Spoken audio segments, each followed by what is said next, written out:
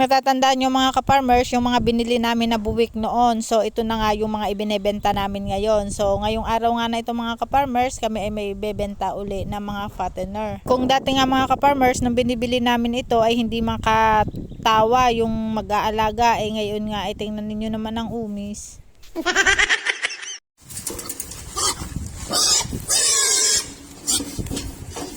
113.5. 100.5.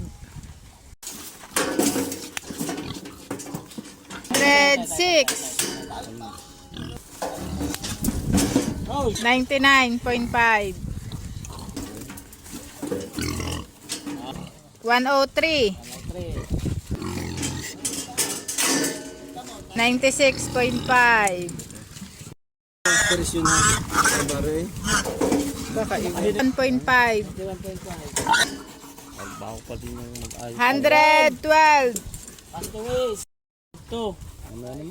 101.